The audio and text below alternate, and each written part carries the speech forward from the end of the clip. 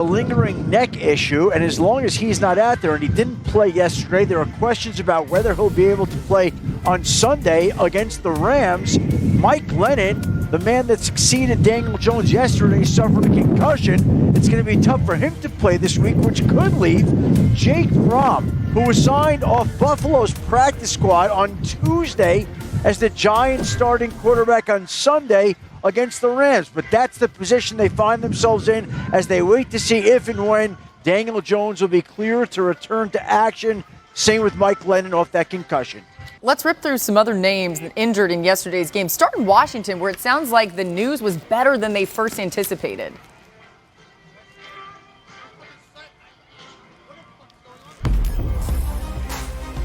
ACL and MCL, but as it turned out, the test today did not reveal an ACL tear. They're still putting him through a battery of tests to determine the exact damage that Logan Thomas suffered on his knee, but it looks like right now the worst has been averted. As for Joey Bosa, the Chargers' outstanding defensive end, he didn't return to the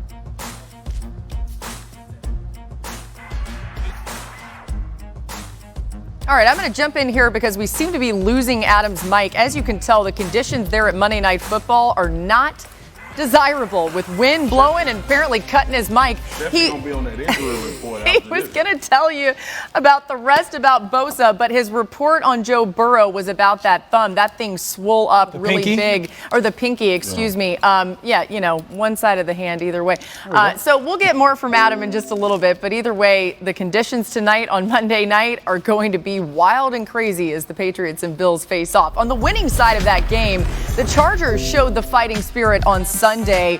After leading by 24 points early, LA found themselves in a 2-point game in the fourth quarter, and that's when Tavon Campbell scooped up the loose ball, took it in for the touchdown. The Chargers would go on to win it 41-22, and the first time that you saw Justin Herbert and Joe Burrow face off. And Dan, the final score was really not indicative of how close this game was. What was the turning point for you? Well, really the Jamar Chase go route at the end of the first quarter that he wins, and if he catches it, it's a touchdown.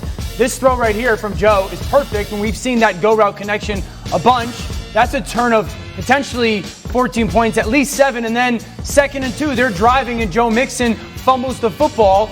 Again, at least 3 points are taken off the board, probably a swing of 10 points because it's returned for a touchdown. So I know it's a 19-point victory, and it seems like a blow. This was a 1-point game, or excuse me, a 2-point game with 1 minute to go in the third quarter on that Joe Mixon fumble after falling down 24-0. So I think the Bengals, if you sit back and you go, if we don't beat ourselves, it's a much different game. First, I'm going to acknowledge you for how smooth you got out of that Shefty hit. That's number one. Number two is this, okay? My pinky is swollen too now. You've heard us on this show all season long talk about the run game and the effects of it, play action, what it does to defenses. It helps you dictate and know the looks that you're going to get. And the Chargers did a phenomenal job on the touchdown pass to Keenan Allen. When you look at Justin Herbert here and look at Bates, the safety in the back end, and this action in the backfield, because they have handed this off. You got a zone read and a jet sweep motion that's getting this safety to commit to the box. Keenan Allen goes right behind for a touchdown. Listen, for a lot of people, this is football 101, right? If you watch football, you talk about play action, what it does and affects the secondary. But more importantly, you pointed out, credit, Lombardi was a little stagnant in his play calling, in concepts, and people normalized themselves with it and understood what the Los Angeles Chargers was doing. That was an example of using the game throughout to set up something that you knew you wanted to play later, and it worked out perfectly. I would also say it's important for us to point out that we've been begging for them to be aggressive and push the ball downfield and take some shots downfield, and they did that. I feel like they did that more yesterday than hadn't let 50-50 balls, man. His average depth of target was over 10 yards. I mean, it was insane. And it's been like 6, right? Something like that? This dude has a cannon attached to his arm. Much better yesterday. We literally, all last week, we're talking about, are they holding him back? And we saw a totally different story yesterday. But the Chargers defense, Mina, forced 4 turnovers. What did you see from that unit? I thought it was the best performance from the front 7 all season long. On Friday, Marcus was there, Dan, you were not. I said that Joe Mixon, who was coming off some pretty hot performances himself, was going to feast on this Chargers defensive line. Well, I hope he ate lunch before the game. There was no feasting to be had. Just tremendous, and it was really, honestly, across the board. It wasn't any one player in particular on run defense.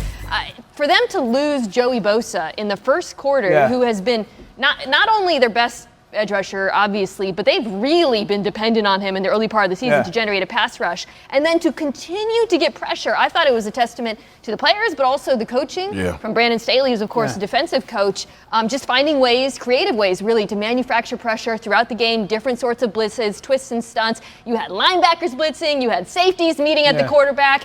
Really a well-coached game and honestly an impressive performance from that defense. Yeah, I thought the edge guys for the Chargers. Wosu was amazing. They beat up Cincinnati's tight ends after we raved about their run game.